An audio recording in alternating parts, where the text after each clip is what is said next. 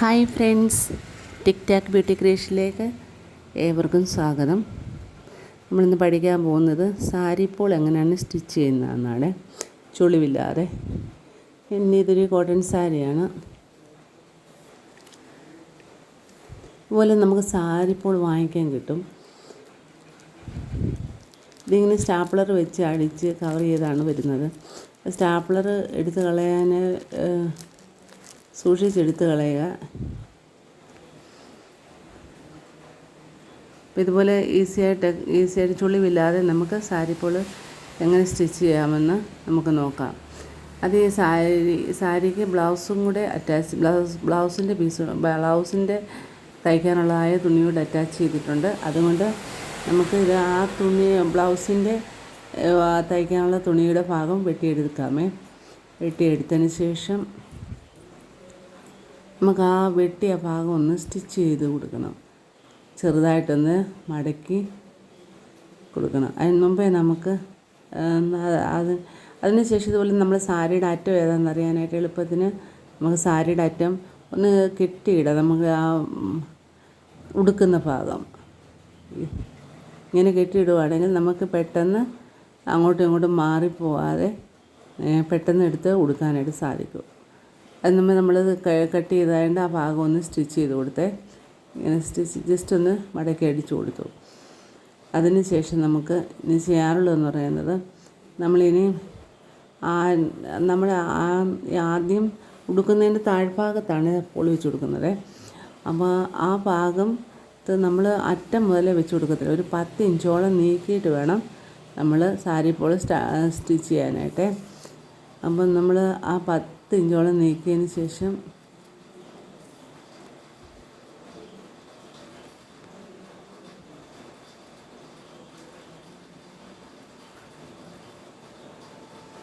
ഇപ്പോൾ ഇവിടെയാണ് ആ പിക്ചർ തുടങ്ങുന്നത്. അതുകൊണ്ടാണ് ഞാൻ അവിടെ നിന്ന് വെച്ച് തയ്ക്കുന്നത്. ഒത്തിരി വ്യത്യാസമില്ലേ.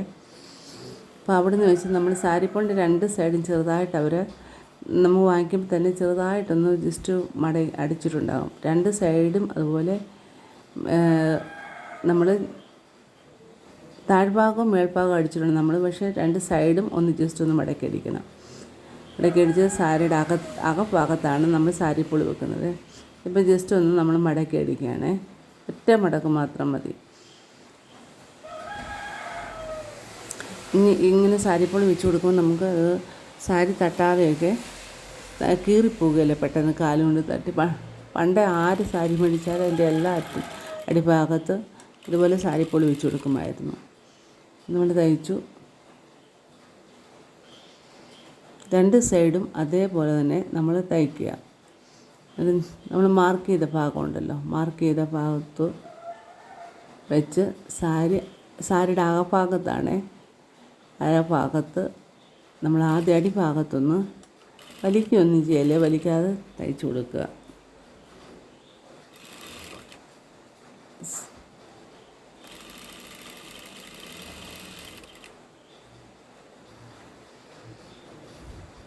ചുളിവില്ലാതെ തയ്ക്കാൻ ശ്രമിക്കണേ.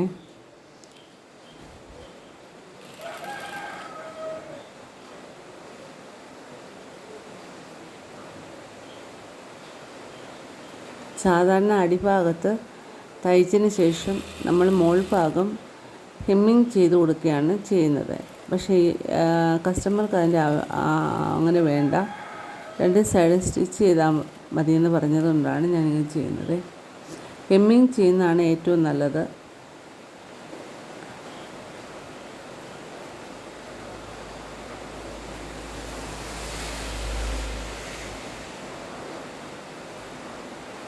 ഒരു സൈഡ് നമ്മൾ തയ്ച്ച് കഴിഞ്ഞ് മറ്റേ സൈഡ് നമ്മൾ തയ്ക്കുകയാണ്.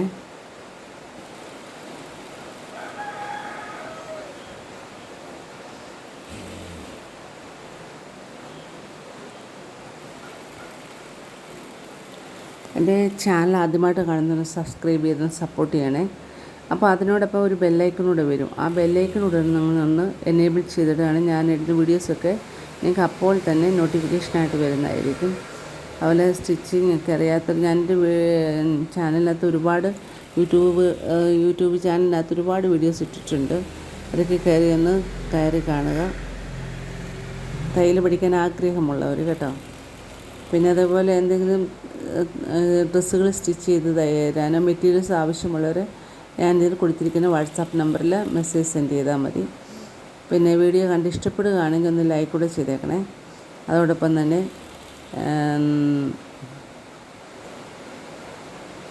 നിങ്ങളുടെ ഫ്രണ്ട്സിനൊക്കെ ഇതുപോലുള്ള വീഡിയോസ് ഇഷ്ടമുള്ളവർക്ക് ഒന്ന് അയച്ചു കൊടുക്കുക, ഷെയർ ചെയ്യുകയും കൂടെ ഫേസ്ബുക്ക് വഴിയോ വാട്സാപ്പ് വഴിയോ ഒന്ന് ഷെയർ ചെയ്യുവാണെങ്കിൽ നല്ലതായിരിക്കും.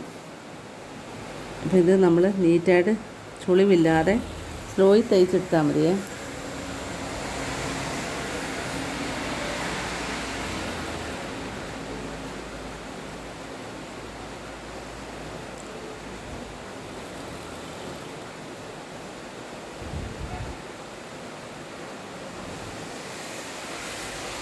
എൻ്റെ നൈറ്റി മെറ്റീരിയൽ ചുരിദാർ മെറ്റീരിയലും ഒക്കെ എൻ്റെ കയ്യിൽ അവൈലബിൾ ആയിട്ടുണ്ട്. ഞാൻ പലപ്പോഴും അതൊന്നും വീഡിയോസ് ഒന്നും ഇടാറില്ല. ആവശ്യമുള്ളവർക്ക് ഫോട്ടോ അയച്ചു തരണമെങ്കിൽ ഫോട്ടോ അയച്ചു തരാം. ഇതിൻ്റെ ഒരു ബിസിനസ് വാട്സാപ്പ് നമ്പറാണ്. ഇതിൽ നമ്മുടെ മെസ്സേജുകൾ സെൻഡ് ചെയ്യാനേ പറ്റുള്ളൂ കേട്ടോ. അതോടൊപ്പം തന്നെ നിങ്ങളുടെ അഭിപ്രായങ്ങളൂടെ എന്നെ ഒന്ന് ചാനൽ വഴി അറിയിക്കണേ. വാച്ച് ചെയ്ത എല്ലാവർക്കും ഒത്തിരി താങ്ക്സ്.